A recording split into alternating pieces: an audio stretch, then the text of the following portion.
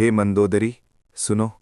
आज मैं तुम्हें वो बात बताना चाहता हूं जिसे हर पुरुष अपने भीतर छिपा कर रखता है। जब पुरुष 40 वर्ष की आयु पर पहुंचता है, तब उसका जीवन युद्ध बन चुका होता है। वो बचपन से लेकर जवानी तक अपनी प्रतिष्ठा और अपनी जिम्मेदारियों को निभाते निभाते थक चुका होता है। बाहर से वो मजबूत दिखता है, पर भीतर उसका हृदय थकान और अकेलेपन से भर जाता है। हे मंदोदरी, लोग कहते हैं कि 40 के बाद पुरुष भटकता है, पर मैं कहता हूं कि वो भटकता नहीं, वो बस कहीं समझे जाने की तलाश में निकलता है। पुरुष के भीतर एक बालक होता है जो हंसना चाहता है, खेलना चाहता है, बिना भय के अपने मन की बात कहना चाहता है। पर समाज ने उसे सिखा दिया होता है कि पुरुष कभी रोता नहीं, कभी टूटता नहीं। इस झूठे आडंबर में उसका हृदय तड़पता है। वो मुस्कुराते हुए भीतर से रोता रहता है।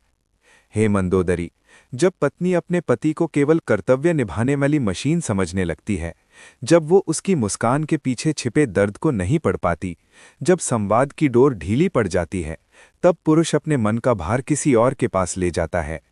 वो किसी ऐसे चेहरे की ओर आकर्षित होता है जिसके सामने वो अपने मन का बोझ हल्का कर सके।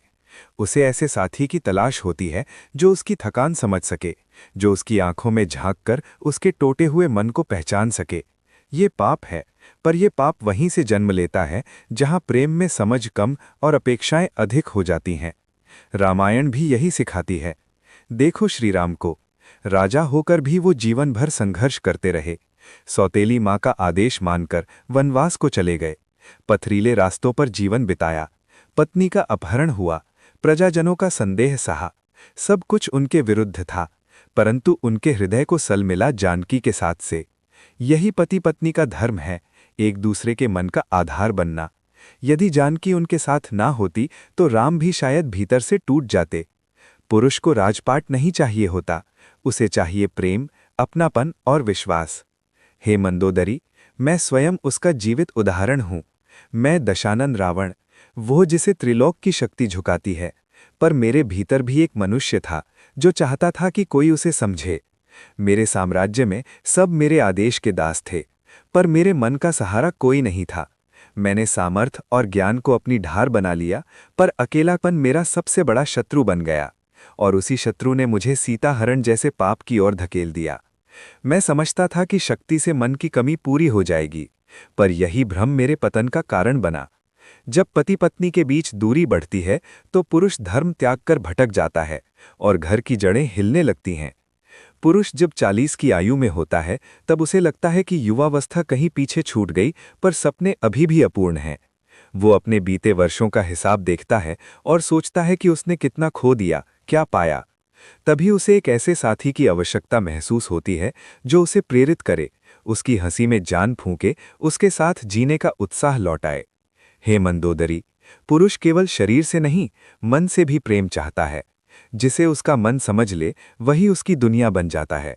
और यदि पत्नी उसे समझ नहीं पाती, तो वो पराई स्त्री की मुस्कान में अपना सुकून ढूंढने लगता है। यही वो क्षण होता है जब पाप जन्म लेता है और धर्म क्षीण होने लगता है। परंतु याद रखना मंदोदरी, पराई स्त्री के पास पाया गया सुख क्षणिक होता है।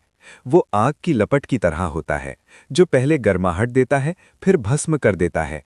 अपने धर्म से भटके हुए पुरुष का अंत कभी भी मंगलमय नहीं होता। रामायण में मेरा अंत इसी सत्य का प्रमाण है। मैं भटका इसीलिए मेरा वंश नष्ट हुआ, मेरा साम्राज्य जलकर राख हो गया और मेरा गर्व चूर चूर हो गया। पुरुष चाहे रावण जैसा बलशाली क्यों न हो, यदि वो अपने विवाह धर्म को तोड़ता है तो उसका पतन निश्चित है। स्त्री केवल गृहिणी नहीं, वो जीवन की आधारशिला है। यदि वो अपने पति का हाथ थाम ले तो वो किसी भी तूफान से जीतकर निकल सकता है। और पुरुष, यदि वो अपनी कमजोरी स्वीकार कर अपनी पत्नी के पास लौट आए तो उसे नकारना नहीं चाहिए, बल्कि उसे अपनाकर उसे मजबूत बनाना चाहिए।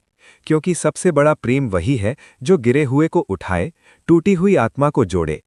हे मंदोदरी, पुरुष को सिंहासन की नहीं, एक ऐसे हृदय की आवश्यकता होती है जो उसे बिना कहे समझ ले।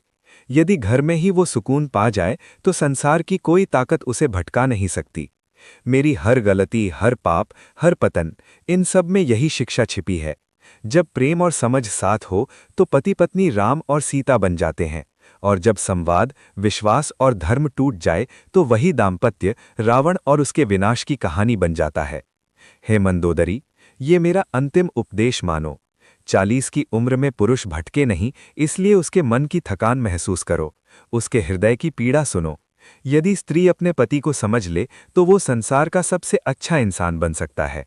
यही धर्म है, यही प्रेम है, यही जीवन की सबसे बड़ी विजय है।